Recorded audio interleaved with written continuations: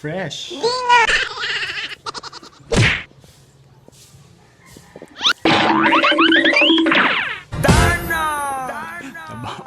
What's up guys? Welcome back to my channel. It's me, Renn Puth. And for today's video is tuturuan ko kayo kung paano gumawa ng simpleng intro sa inyong mga vlogs like this.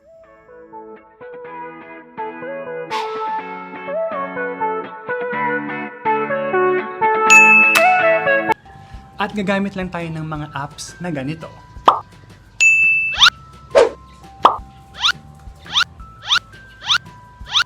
Plus, I'm gonna teach you kung paano tanggalin ang watermark sa Kinemaster or Kinemaster using your iPhone.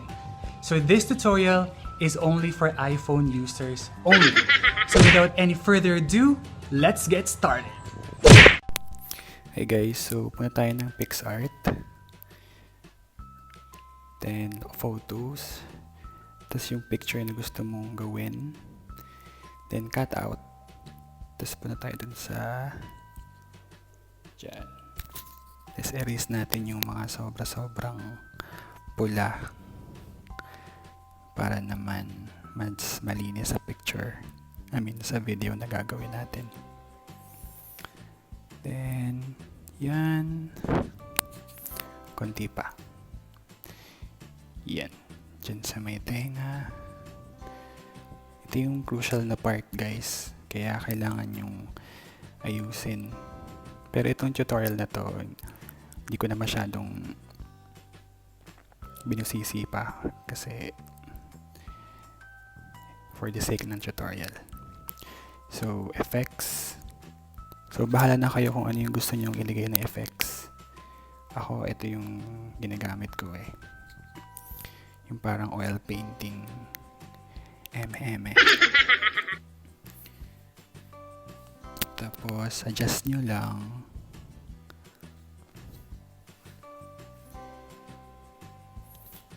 Yan. Then apply. Tapos next. Save natin to sa gallery natin. Okay. Download photo para ma-save sa gallery. Done. Alright, next is kukuha tayo ng ating background. So, kailangan nating ipiliin yung color green. Yan. Tapos, kukunin natin yung picture kanina na inedit natin. Yan. Guys, pagdating sa ganito, bahala na kayo maging artistic. Kung ilabas nyo yung pagiging creative nyo. So, you can put some other stuff like stickers para mas maganda tignan. Depende na sa inyo yun kung lalagyan nyo ng stickers. Ito kasi ginagawa ko parang ano lang naman. Parang yung typical lang. Walang ibang designs. Yan. So, tanggalin natin yung mga gilid-gilid. Yan. Para mas maganda tignan mamaya.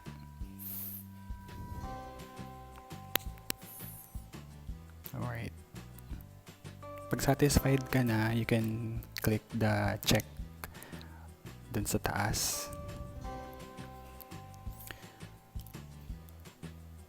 Okay. Then apply.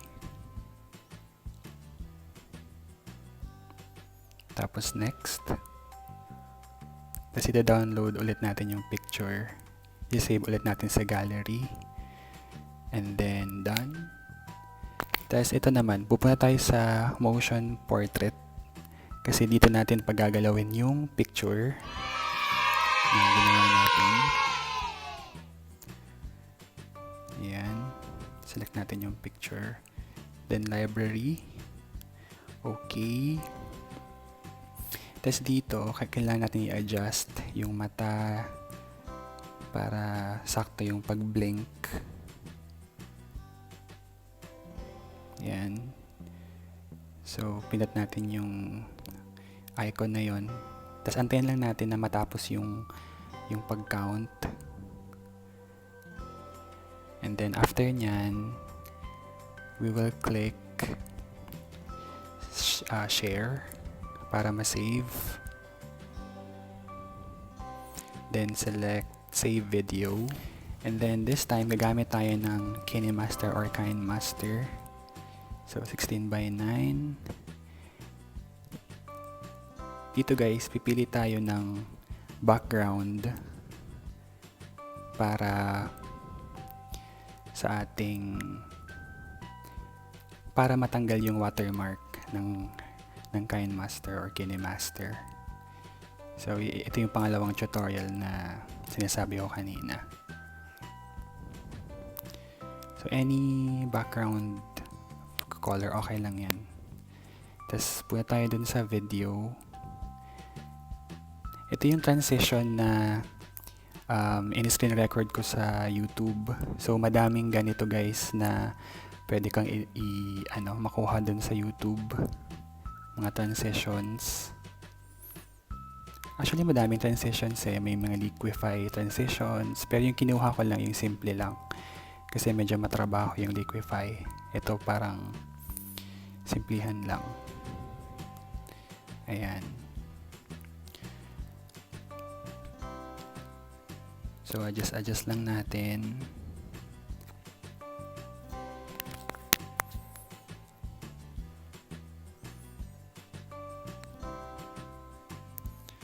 Ayan, play natin. Okay.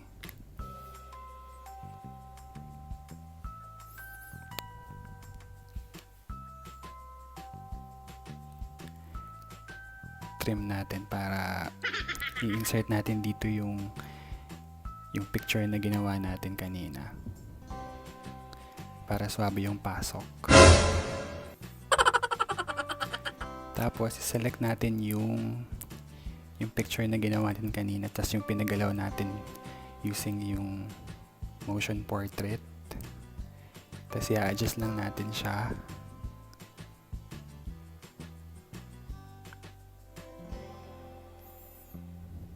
Yan, adjust lang natin.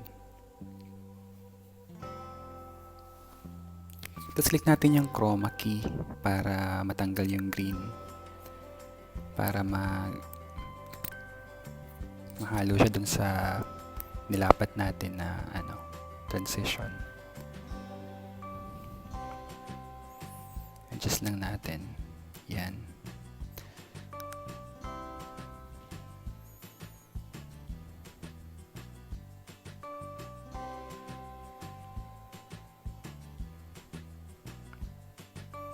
Adjust lang.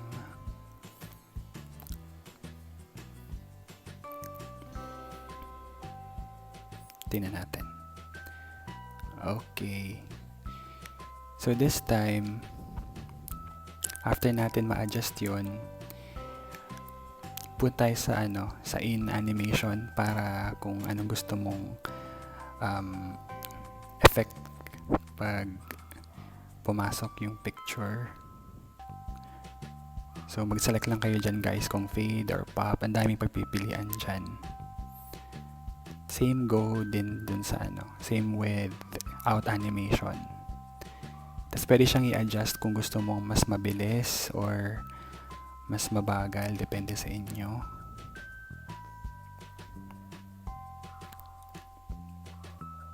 And ito yung part na maglalagay tayo ng text. So, kunyari, ilagay ko yung pangalan ko. Renn Puth. Baba natin ng konti. Tapos punta tayo dun sa font. So, again, madaming font. So, pili lang kayo ng anong gusto nyong font. Then, you can also change the color if you like.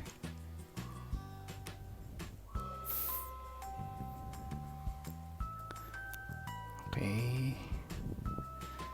Adjust natin.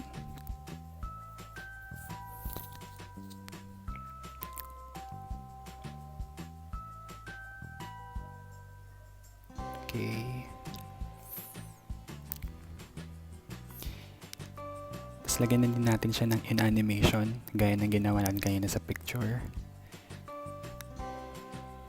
In tapos out animation para may effect.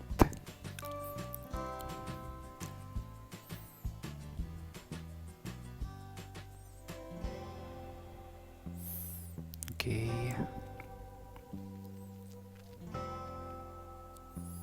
Adjust lang natin para pagpasok ng picture, swabe din yung pasok ng text. Yan. Okay, wait lang.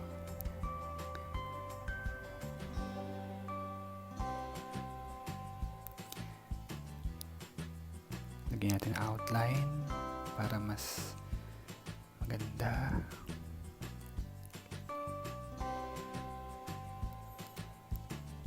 Tapos konting shadow para i-enable natin yung shadow para magamit natin.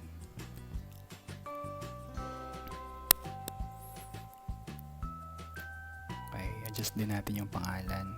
Depende guys kung gusto nyo ng mas maliit na pangalan or mas malaki. Depende yan sa inyo. Play natin. Okay. Alright. Adjust lang natin tong baba. Sa mobre. Adjust lang natin ng konti. Okay. Play natin. Yun.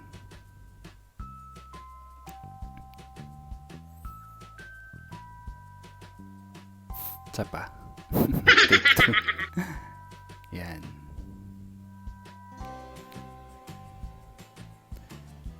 Okay. Save na natin for exporting. So, same with tayo. Yung resolution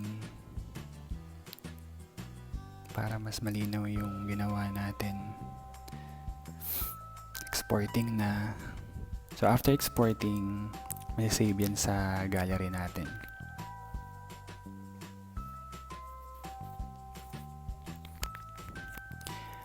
Ayan.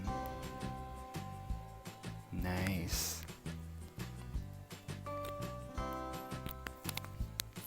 So, next, papunta tayo sa video crop.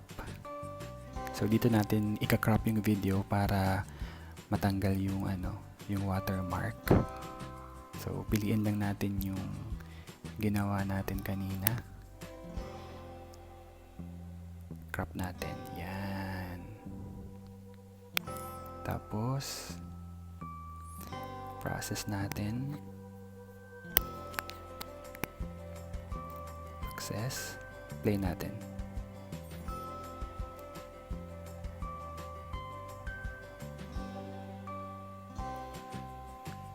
Good. Tapos, isi-save na natin, guys. Save to album.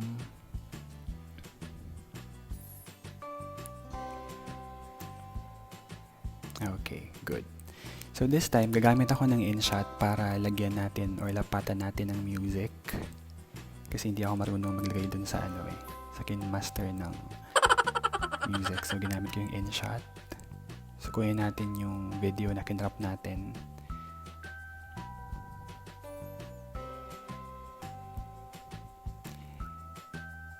Ito kasi yung lagi kong ginagamit na tool, yung INSHOT, para lapatan ng mga effects yung mga videos ko.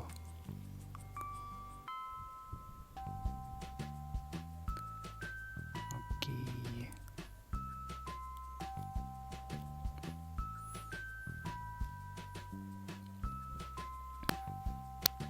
Yung mga effects dito, in-screen record ko rin lang din sa YouTube, tapos ginamit ko dito. Again, itong tutorial na to is for iOS lang, yung mga iPhone users lang. Hindi ko kasi alam kung paano mag-edit using Android. I haven't tried. So, okay. So, exporting na tayo. Okay. Done!